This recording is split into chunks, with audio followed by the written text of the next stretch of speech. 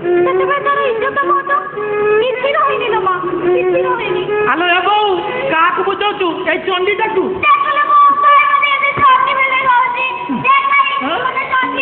ଆଉ ତୁ ଚଣ୍ଡୀଟା ରହୁଛି ଜାଣିଛୁ ବୋଉ ଏଠୁଟେ ହେଲାଣି ଗାଁ ପିଲାମାନଙ୍କ ସହିତ ଏବେ ବି ମିଶିକି କିଛି ଖେଳୁଛୁ।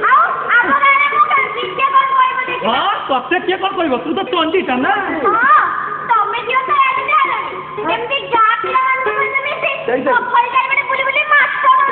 ତତେ ତ ସବୁ ଦେଖା ଯାଉଛି। ତୋ ସାର କିଏ ପାରିବ କହିଲୁ? ସବୁବେଳେ ତମର ଝଗଡା, ତମ ଦିଠାକୁ ପାରି ହବନି। ବୁଝିଲୁ ଶାସ୍ତ୍ର ଆମକୁ ପୁଣି କଣ କହୁଛି? ପାଠ ସାଠ ତ ହେଲାନି ମୂର୍ଖଟେ କଥାରେ ବାଟୁଳି ବାଜୁନି। କଣ କହିଲୁ ମୁଁ ମୂର୍ଖ? ନାଇଁ ମୁଁ ମୂର୍ଖ ନୁହେଁ। ତୁ ତ ଭାରି ପଣ୍ଡିତଟା। ବାହାରେ ଚାକିରି କଲେ ବୋଲି ଭାରି ପଣ୍ଡିତ ଦେଖୁଛୁ ନାଇଁ? ମୁଁ ଦେଖିବିନି ମୁଁ ଯୋଉ ପରଶୁରାଟା ପଚାରିବି ତାର ଉତ୍ତର କହିବୁ ଜଣା ପଡିବନି କିଏ ପଣ୍ଡିତ ଆଉ କିଏ ମୂର୍ଖ। ପରଶୁନା କଣ? ପରଶୁନା ଆବେ ବୁଝ ପ୍ରଶ୍ନ ତ ଉଚ୍ଚାରଣ କରିପାରୁନି ଆମକୁ ପୁଣି କଣ କହୁଛୁ? କେତେ ଅସୁଛ ଦେଖିବିନି ମୁଁ ପଚାରେ କେତେ ପରଶୁନାଟା କହିଲୁ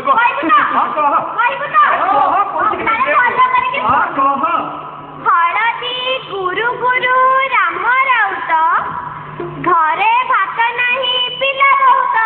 ହଳଦୀ ଗୁରୁ ଗୁରୁ ଇଏ କି ପ୍ରଶ୍ନ? ମନଲୋ ଏମାନେ ପୁଣି ମୋର ଉତ୍ତର ଦେବେ। ହଁ କହିଲୁ ଆଉ ଥରେ କହିଲୁ ପ୍ରଶ୍ନଟା। ମୁଁ ପୁରା କହିଲୁ ହଁ ତୁ କହ। ହଉ କହ। ହଳଦୀ ଗୁରୁ ଗୁରୁ ରାମ ରାଉତ, ଘରେ ଭାତ ନାହିଁ ପିଲା ବହୁତ। ବୁଝିଲୁ? ଆରେ ଏମାନେ ଦିଅ ମୋ ପରଶୁର ଶୁଣି କୁଆଡେ ଗଲେ?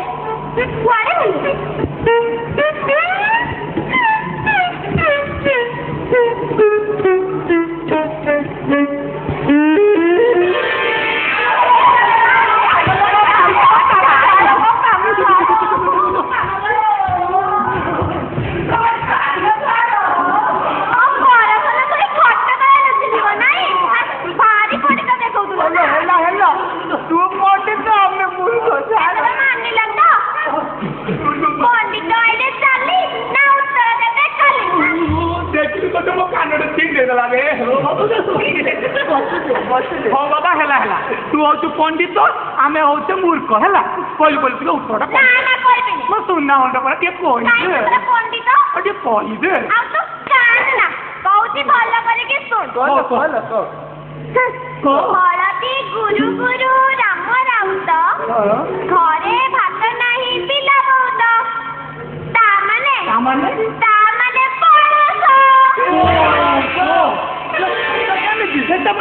କେମିତି ହେଲା ଭଲ କରିକି ଶୁଣ। ପଣସ ପାଚିଲା ପରେ ହଳଦିଆ ଦେଖାଯାଏ, ସେ ହେଉଛି ହଳଦୀ ଗୁରୁ ଗୁରୁ ରାମ ରାଉତ। ସେ ରାମ ରାଉତ ପଣସ ଗଛରେ କଣ କରୁଥିଲା? ଆଉ ତା ଭିତରେ ଯୋଉ ତାର ଖସା ସେଗୁଡା ଅଛି ତାର ପିଲା।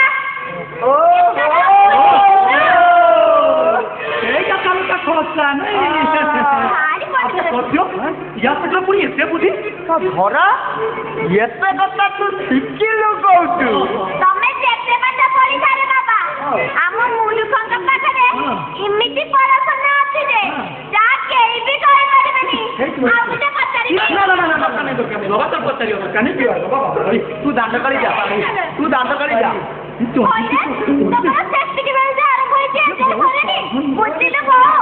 ଏମାନେ କଣ ପଣ୍ଡିତ ଦେଖଉଥିଲେ? ଏମାନଙ୍କୁ ଏମିତି ପରଶୁନ କଲି ଯେ ଦି ଜଣ ଯାଇ ଖାତା ତଳେ ନସିଗଲେ। ଆଉ ତୁ ଚଣ୍ଡୀ ଦେବ? ଆଉ ତୁ ତ ଚଣ୍ଡୀଟା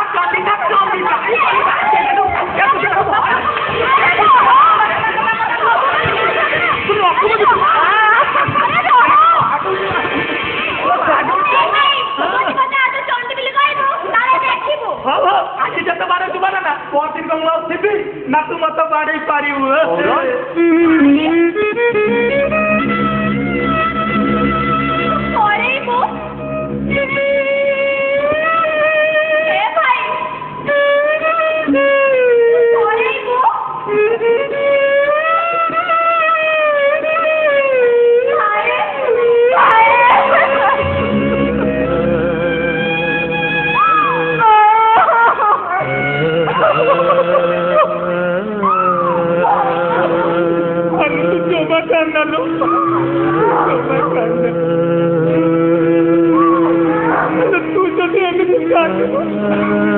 ମୋତେ କେତେ କଷ୍ଟ ହବ କହିଲୁ ଜମା କାନ୍ଦନି ମୁଁ ଏଠି ଗଲା ପରେ ଖାଲି ସବୁବେଳେ ମତେ ଦେଖାଯିବ ଲୋ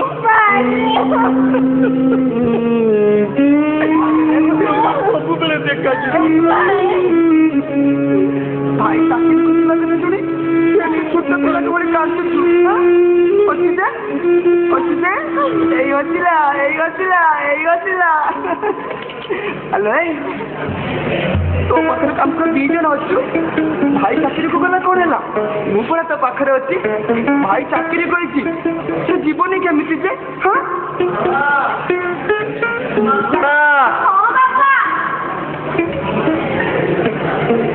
ଆରେ ସତ୍ୟ ତୁ ଆସିଛୁ ବାପା ହଁ ଏ ଗୌର ଆସିଲେ ହିଁ ତୋର ଦେଖା ମିଳିବ ଆରେ ମଝିରେ ଆସିଲେ ହୁଅନ୍ତାନି ଯେ ଗାଁରେ ତ ଘର ଗୌର ଚାକିରି ପାଇଲା ଦିନଠୁ ତୋର ଆଉ ଦେଖା ସାକ୍ଷାତ ମିଳୁନି ନା ମଉସା ସେମିତି କିଛି ନାହିଁ ଆର ଗାଁରେ କାମ ଚାଲିଛି ତ ସେଇଥିରେ ମତେ ବେଳ ମିଳୁନି ଚାଲ ଏଥର ଖାଇବା ଚାଲ କାଲି ପୁଣି ମାଣବସା ସେପଟେ କେତେ କାମ ଅଛି କଥା ହେଇକି ଆସ ଏ ମାଉସୀ ମୋ ଲାଗି ଗୋଟେ ଶୁଖୁଆ ପଡିବ ଶୁଖୁଆ ଖାଇବା ଆରେ ସତ ଦେଖିଲୁ ଆଜି ଦିନଟି କେତେ ମଜାର କଟିଗଲା କଣ ସାଙ୍ଗ ପରଦିନ ଆସିକି ବୋଉକୁ ମୁଁ ଥିବି କୋଉଠି ଆଉ ତୁ ଥିବୁ କୋଉଠି ମୋର ତ ଛୁଟି ସରି ଆସିଲାଣି ଭାବିଲା ବେଳକୁ ବହୁତ ଦୁଃଖ ଲାଗୁଛି ରେ ଚାକିରି ସିନା କରିଛି ହେଲେ ଗାଁକୁ କଣ ଛାଡି ଯିବା ପାଇଁ ଇଚ୍ଛା ହଉଛି ଭାଇ ତୁ ତ ପାଠ ପଢି ଚାକିରି କରି ସହରରେ ରହିଲୁ ମୁଁ ତ ଚାଷୀ ମୂଲିଆ ଲୋକ ଆରେ ଚାଷ କରୁ କରୁ ମୋ ଦିନ ଗଲା ହଁ ଆରେ ନାଇଁ ରେ ତୁ ଚାଷୀ ବୋଲି ନିଜକୁ ଛୋଟ କାହିଁ ଭାବୁଛୁ ମୁଁ ସିନା ଚାକିରି କରିଛି ମୋ ପାଇଁ ହେଲେ ତୁ ପରା ଚାଷୀ ଅନ୍ନଦାତା ସମସ୍ତଙ୍କୁ ଦାନା ଯୋଗାଉଛୁ ତୋ ଭଳି ମହାନ କିଏ ହେଇପାରେ ସତ୍ୟ ମୁଁ କଣ କହୁଥିଲି କି ଆରେ ତୁ କଣ କହିବୁ ନା କଣ କହ ଏ ଗୌର ଆମ ଧରାର ତ ବାହାଘର ବୟସ ହେଇଗଲା ହଁ ସବୁ ତ ମୋତେ କରିବା ପାଇଁ ପଡିବ ହଁ ସତ୍ୟ କରିବା ପାଇଁ ପଡିବ ନା ଆରେ ତୁ କଣ ଏକୁଟିଆ ଅଛୁ ତୋ ସାଙ୍ଗରେ ପ୍ରାୟ ସତ୍ୟ ଅଛି ଆରେ ତୁ ତ ମୋ ସୁଖ ଦୁଃଖର ସାଥୀ ସେଇଥିପାଇଁ ତୋତେ କଥାଟି କହିବି ବୋଲି ଭାବୁଛି ତାମାନେ ଧରା ପାଇଁ ତୁ କୋଉଠି ବରପାତ୍ର ଠିକ କରୁଛୁ ନା କଣ ହଁ ହଁ ତବେ କୋଉଠି କିଏ ସେ ପୁଅ କହ ଆମ ହୁଣ୍ଡି ପାଇଁ ଯୋଉ ପ୍ରସ୍ତାବଟି ସ୍ଥିର କରିଛି ହଁ ସେ ଯୋଗ୍ୟ ପାତ୍ରଟି ଆଉ କେହି ନୁହେଁ କିଏ ତୁ କହ ଶୀଘ୍ର କହ ସେ ଯୋଗ୍ୟ ପିଲାଟି କଣ ସେ ଯୋଗ୍ୟ ପିଲାଟି ତୁ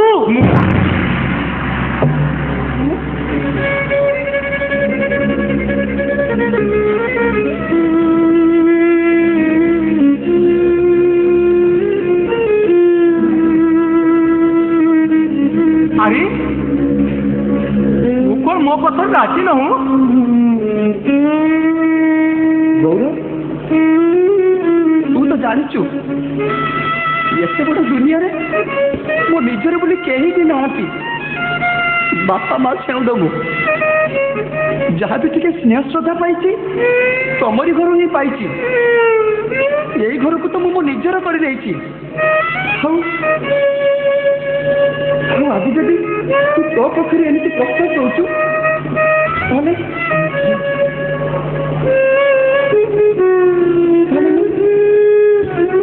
ତାହେଲେ ମୁଁ ତ ପ୍ରସ୍ତାବରେ ରାଜି କହୁନି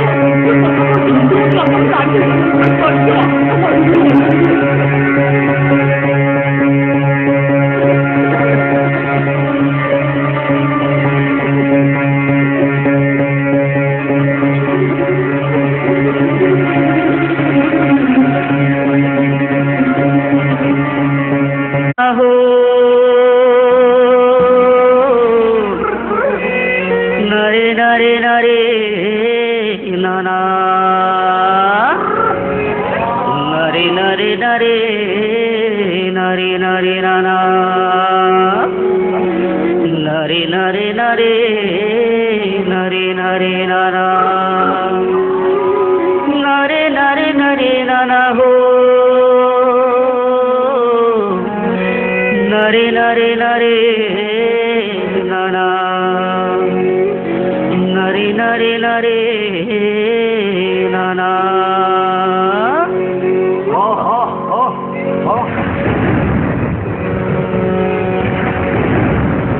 আরে হরিয়া হরিয়া রে ওরে ভাই আরে তু দেখি পারুছু কলা হাজিয়া মেঘটা কেমিতি ঢাকি আসিলানি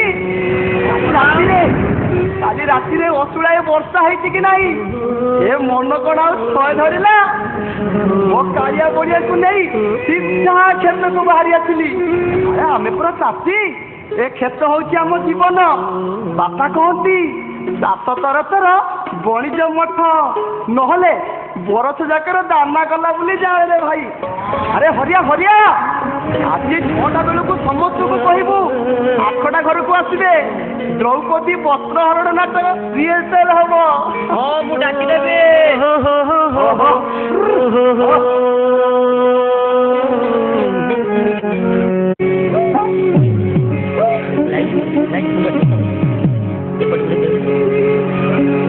ପାଇଛି ଜୀବନ ପ୍ରଥମ ଥର ମୋତେ ଯିଏ ସରଧାରେ ଦେଇଥିଲା ଫୁଲଟିଏ ମୋତେ ଯିଏ ସରଧାରେ ଦେଇଥିଲା ଫୁଲଟିଏ ଭାବି ଆପଣାର ଭାବି ଆପଣାର ଭାବି ଆପଣାର ଭାବି ଆପଣାର ଏ ଭଲ ପାଏ ଛପି ଛପି ଛପି ଛପି ମୋଟେ ମୁଁ ପଚାରିଲେ ନାଇଁ ନାଇଁ ନାଇଁ କହେ କେତେ ରାଜକୁଳି ଲତା ନୁଆଇ ମଥା ଆଖିରେ ଆଖିରେ କହେ ସେ କଥା ଧରି ଦେଲା ମତେ ତାର ନଜର ଭାବି ଆପଣାର ଭାବି ଆପଣାର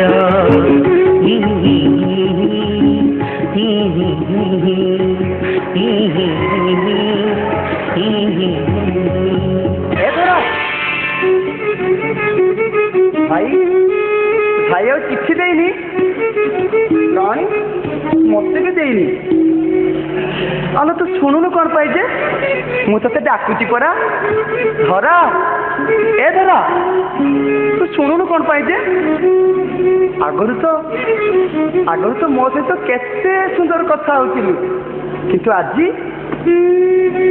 ଏ ଧରା ଭାବି ଆପଣାର ଭାବି ଆପଣାର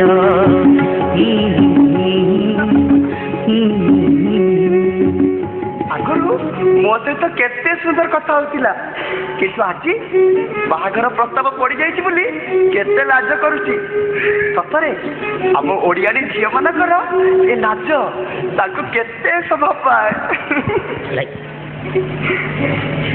କହିଲି ସନ୍ଧ୍ୟା 6ଟା ବେଳେ ଆସି ଆପଣଙ୍କ ଘରେ ପହଞ୍ଚିବ କାହାରି ଗୋଟେ ଦେଖା ଦର୍ଶନ ନାହିଁ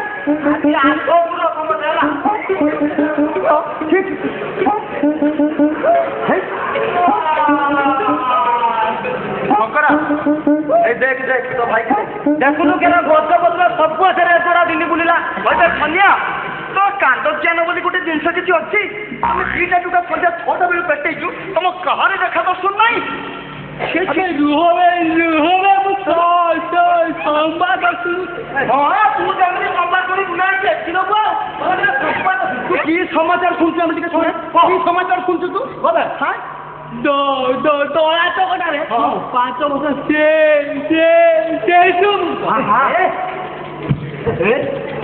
5 ବର୍ଷର ଛୁଆଟାକୁ ଦଳି ଚକଟିକି ମାରିଦେଲେ କିଏ ନୃଶଂସ ଲୋକ ଗୁଡ଼ାକ ତମର ଯଦି ତମ ଭିତରେ ପିଟା ଗୁଡ଼ା ଲାଗୁଥିଲା ତମେ ମରିଗଲାନି 5 ବର୍ଷର ଶିଶୁଟାକୁ ଦଳା ଚକଟା କରି ଲୋକଟା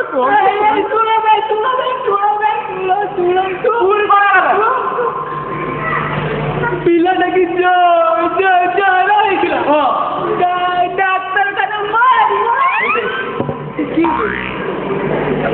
ଡାକ୍ତରଖାନା ତୁ ପୁରା ଏବେ କହୁଥିଲୁ ସେ ପିଲାକୁ ତଳା ଚକଟା କରି ମାରିଦେଲେ ତୋ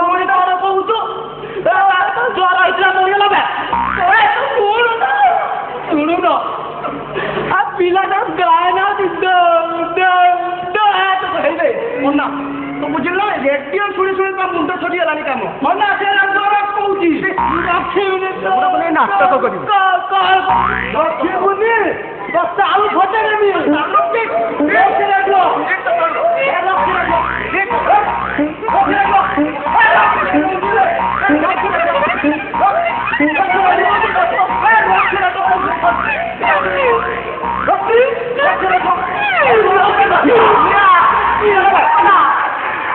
ସନ୍ଧ୍ୟା ବେଳେ ଆଠଟା ବେଳକୁ ନାରୀ ଉଠେଇକି